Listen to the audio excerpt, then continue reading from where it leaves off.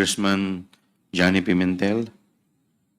The next to present is Congresswoman Jinky Luistro. Thank you, Mr. Chair. I just want to reiterate, while it has been said repetitively already, that our ultimate objective here in conducting this inquiry in aid of legislation is to be able to enhance existing laws, come up with new ones if the need are determined, Mr. Chair. Nevertheless, we cannot brush aside, certainly, all the abuses and infractions that we have identified during the course of our inquiry in aid of legislation.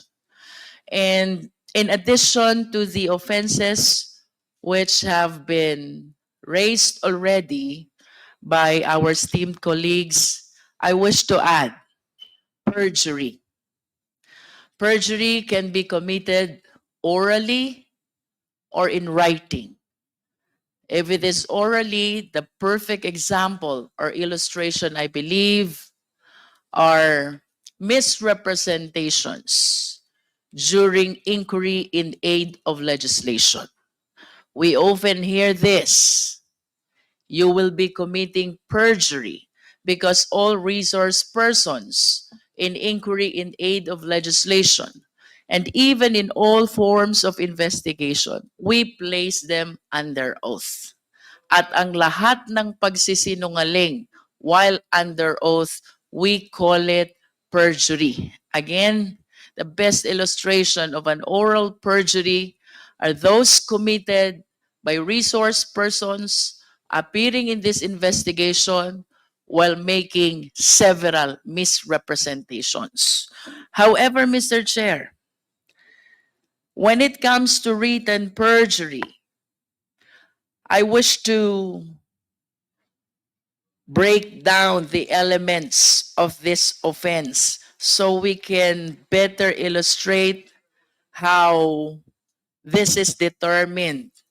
And talking about elements, Mr. Chair, as we can see from the screen, there must be a sworn statement.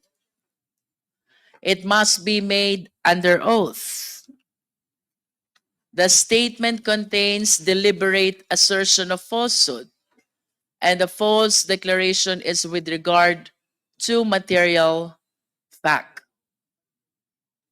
Mr. Chair, in the course of our investigation, the special disbursing officers, sina Ginoong Edward Fajarda at Ginang Gina Acosta, have plainly asserted na wala raw silang alam kung saang mga aktibidad ang pinaglaanan ng confidential funds. Can we please flash the certifications? Ayon sa kanila, basta-basta lang raw nila sinunod ang utos sa kanila ng ating Vice Presidente na ipasa ang confidential funds in the total amount of 612.5 million pesos, lagpas, Mr. Chair, sa kalahating bilyon sa ibang tao na siya raw na mahala at nag-disburse nito.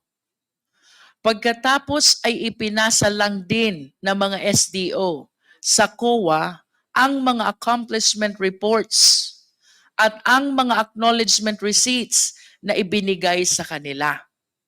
Pero hindi nila alam kung totoo ang nakasulat sa accomplishment reports, kung totoo or peke ang mga acknowledgement receipts at kung saan talaga ginamit ang pera. We have witnessed this, Mr. Chair, during the interpellation of SDO Edwin Fajarda of the Department of Education, as well as SDO Gina F. Acosta of the OVP. After they testified na ipinasa nila sa mga security officer ng Vice Presidente ang pera. Wala ka nang makuhang impormasyon because they kept on giving an answer. Wala silang alam dahil ang kabuuan ng halaga ay ibinigay nila sa mga security officers. Ito pong certifications, Mr. Chair, is the perfect illustration of a written perjury. Halimbawa ng tinatawag natin na written statement made under oath. It is a basic principle that even first-year law students know that a statement made before a notary public, notario publico, is a statement made under the risk of perjury. In other words, Mr. Chair, when we talk about perjury, that includes the documents which were notarized by notary publics, sworn to before notary publics, similar to the certification that we are currently flashing on the screen. Now, let us look closer at what these certifications say. Ano po ba ang nilalaman ng mga certification na ito? Number one, yung expenses where the confidential funds were supposedly spent on were incurred in connection with the agency's intelligence and or confidential operations and activities. I wish to reiterate, paano po malalaman ng ating mga special disbursing officers whether the first certification is indeed correct if they simply handed the money to the security officers? The second content, yung mga pinaggastosan raw ng confidential funds ay necessary and utilized for legal purposes. Again, Mr. Chair, how will they certify to this fact when they are totally unaware about the activities where the confidential funds were allegedly spent? Third, alam raw nila na hindi napunta ang funds sa mga gastusing ipinagbabawal sa confidential funds, kagaya ng payment of salaries and wages, overtime, allowances, or fringe benefits. Mr. Chair, I wish to raise, there is one common answer coming from our SDOs. Wala silang alam dahil ang pera ay ibinigay sa mga security officers. Fourth certification, any equipment purchased was supposedly relevant to the confidential and or intelligence activities. Mr. Chair, suffice it to say that the SDOs are totally unaware of how the confidential funds were spent, primarily because they were not the one who disbursed the same. E paano po nila patututuhanan ang nilalaman ng mga certifications na ito? Certifications which were sworn to before a notary public. To emphasize, Mr. Chair, and as seen from one of the certifications, which our Secretariat is showing right now, our Vice President and SDO Acosta signed and certified this certification before the notary public, and that is Attorney Abella. Ano po ba ang sabi ng mga SDO? We all learned from the hearing on November 25 that while SDO Acosta did encash the check, according to her, wala po siyang alam kung saan napunta yung confidential funds kasi po ito ay turn over sa VP SPG. Mr. Chair, this is totally, if not completely, contradictory to the contents of the certification. It's the exact same story for Mr. Fajarda of DepEd, Mr. Chair. Sabi po nila, Ms. Acosta at Mr. Fajardo, sa ating pagdinig na hindi talaga nila alam kung saan ginastos ang pera.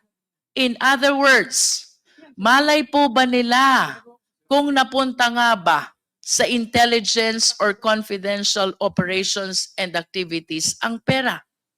Malay po ba nila kung totoo yung mga pinagsasasabi na accomplishment report, liquidation report, and most importantly, certification? But they signed it, Mr. Chair. They signed them under oath. This means, Mr. Chair, that Ms. Acosta and Mr. Fajardo did not only violate the joint circular, they also lied under oath dito sa kanilang certification. They did this not just once, not just twice, but thrice for Mr. Fajardo. And for Ms. Acosta, I have to state, she did it 4 times. Paulit-ulit silang nagsinungaling sa kanilang certifications, Mr. Chair. The next offense that I wish to raise, Mr. Chair, is bribery. And we have to take this in consideration with the counter offense, corruption of public officers. Simply stated, Mr. Chair, sa isang korupsyon or anomalya, may isang nanunuhol at may isang sinusuhulan. The offense committed by the author of corruption is Article 212, that is corruption of public officers. On the assumption, Mr. Chair, na tinanggap ang suhol, then the offense committed by the one who received the money, we call it bribery. Let us discuss first bribery, Mr. Chair. Ano ang elements ng bribery? There must be a public officer. The accused is a public officer. He received directly or through another some gift or present. The receipt was in consideration of his commission of some crime, and that relates to the exercise of his function as a public officer. Of course, kailangang ma-mention ang mga krimen ng mga nagsuhol at mga nagpasuhol. Ito po ang mga elements ng bribery. Malamang lahat ng mga tao na naimbestigahan natin ay public officials who receive amounts of not just any money, but possibly of confidential funds as well.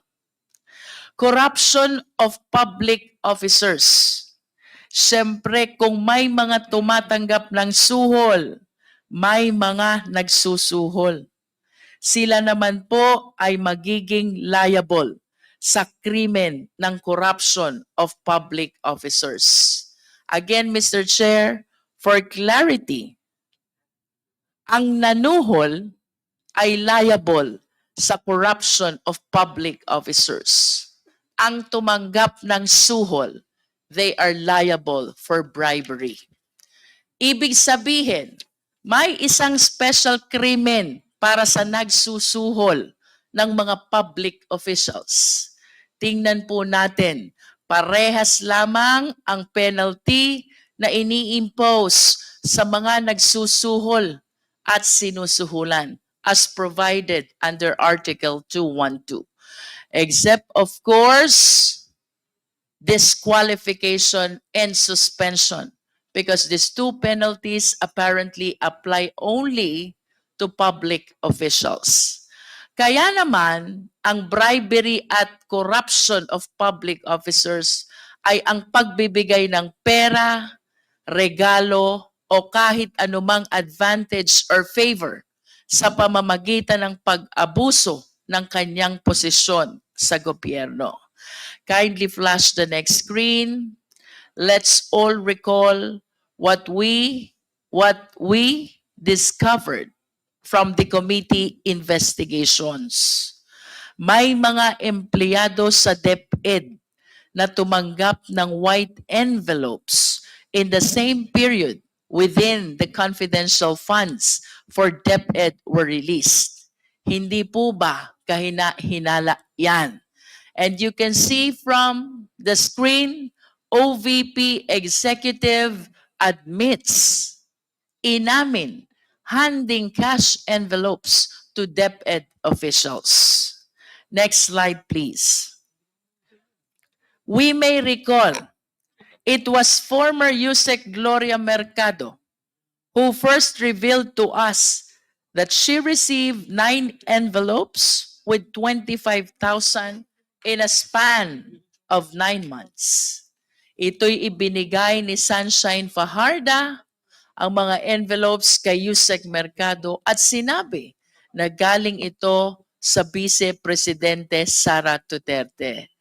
Malinaw na ang ganitong pagkakataon ay hindi normal.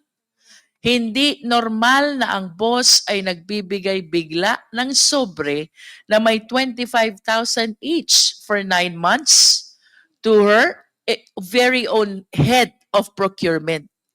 Anyone can easily conclude that this is not merely out of generous heart of VP Duterte, but was precisely given in attempt to influence Yusek Mercado, to which she failed to do. And we may recall, Mr. Chair, during our interpellation with Yusek Gloria Mercado, she admitted believing that those envelopes were given to her to influence her decision as Hope. Next slide, please. It was not a surprise when former Chairman Resty Osayas, this is our second DepEd official, he is the chairman of DepEd Bids and Awards Committee. He admitted, siya rin ay nakatanggap ng sobre na may laman na pera. Again, another key official in the procurement process of the DepEd. And yet again, another act of corruption plaguing in the DepEd. Yung nauna, Mr. Chair, Yusek Mercado, she was the hope of DepEd. And this time, we have Chairman Resty Osayas, Chairman of DepEd Bids and Awards Committee. Both admitted having received envelopes with money inside. Next slide, please. Of course, sino pong makakalimot sa ating Chief Accountant ng DepEd, Ms. Runa Catalan. Like former Yusek Mercado, like Mr. Osayas, Ma'am Catalan received the same number of envelopes containing the same amount of money in the same period of February to September 2023. Again, another key official in the DepEd who necessarily deals with the public funds of the DepEd was blinded by an alleged gift from VP Duterte. But it was later on revealed that she was requested by Sunshine Fajarda, the very person who handed her the envelopes, to sign the liquidation reports without its supporting documents. Again, corruption prevailed. Mr. Chair, in line with the issue of bribery and corruption, I wish to manifest that there is a chance that the 3 key officials of DepEd, who I previously mentioned, Yusek Mercado, Mr. Osayas, Ms. Catalan, were not only employees of DepEd who receive envelopes with cash. I believe that it is only a matter of time. And I hope that light be shed on this alarming revelation. Tayo po'y naniniwala na hindi lamang ang 3 opisyales na ito ang tumanggap ng envelope na may lamang pera mula sa ating Vice Presidente. Ultimately, Mr. Chair, is the crime of plunder. Isa pa sa ating nakitaan na maaring ikaso mula sa ating mga nadinig sa ating komite, rito ay ang violation ng plunder sa ilalim ng Republic Act 7080 as amended. Ang basis po natin ay lahat ng mga nakalap na impormasyon patungkol sa paggasta di umano ng OVP at ng Department of Education ng confidential funds sa ilalim ng pamumuno ng ating Vice Presidente. Mapapansin po natin na wala pong naipakita na ebidensya kung saan totoong napunta talaga ito. Pinatutunayan lang ng mga opisinang ito sa pamamagitan ng acknowledgement receipts na atin namang napansin ng napakaraming anomalya. Pareho ang sulat, pareho ang pirma, pareho ang tinta ng ballpen. Ang impossibility na ito ay na-disburse ayon sa dami ng resibo sa iisang araw lamang. At isama na din po natin ang mga nadiskubre nating pangalang Mary Grace Piatos at Kokoy Villamin na napatunayan na wala sa database ng Philippine Statistics Authority. Ang isang konklusyon na aming nakikita sa mga ito ay hindi tunay, pineke lamang ang mga ito upang maipamukha lamang na ginasta ito para sa surveillance activities upang magamit ang pondong ito sa ibang kagamitan o pansariling interes. Ano nga ba ang plunder, Mr. Chair?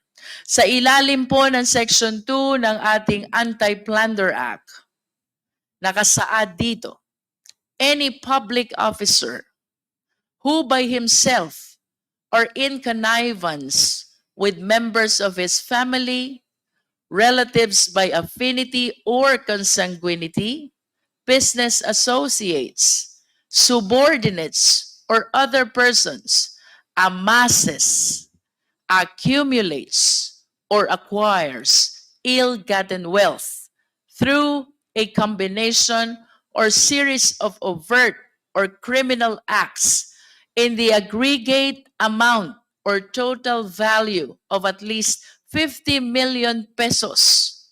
Nakasaad din rito na ang penalty ng paglabag ay reklusyon perpetua na may katumbas na 20 years and 1 day hanggang 40 years. I wish to add, Mr. Chair, na ito pong kasong ito, considering the penalty of reclusion perpetua is non-payable. Kalakip din po ng penalty na ito ang perpetual absolute disqualification, which includes deprivation of such person from holding public office and employment kahit pa manalo sa eleksyon. Kaya naman, Mr. Chair, ang plunder sa madaling salita ay ang pagnanakaw ng pera mula sa kaban ng bayan na may halaga na higit sa 50 million pesos sa pamamagitan ng paggawa ng ibang krimen. Next slide, please. Kung makikita po natin sa ating screen, mayroong total na 7 umaabot sa 612,500,000 pesos.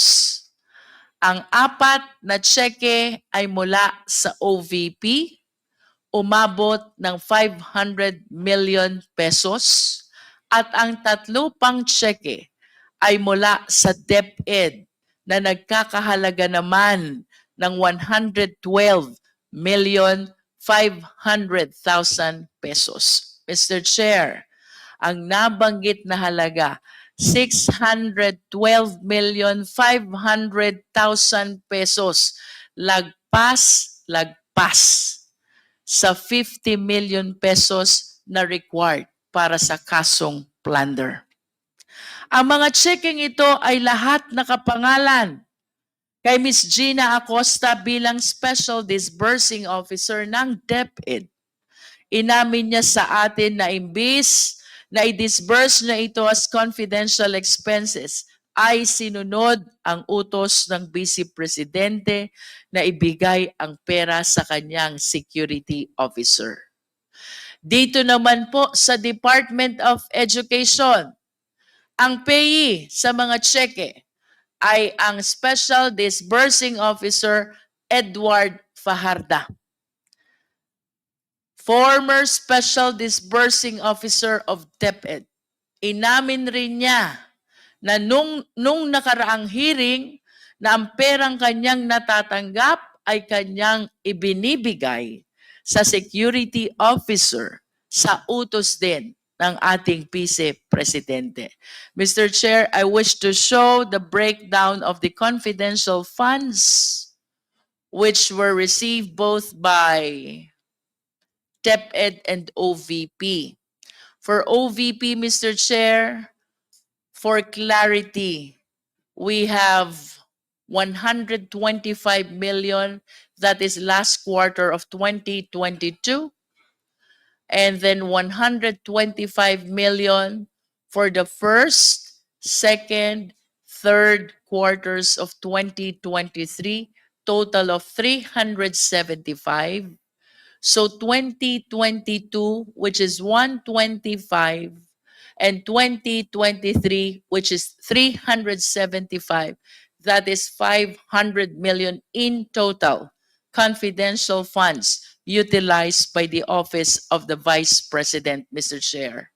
For DepEd, Mr. Chair, I understand that this were utilized during the first 3 quarters of 2023, 37,500,000 each for the first, second, and third quarter of 2023, which totaled to 112 million pesos confidential fund utilized by the Department of Education.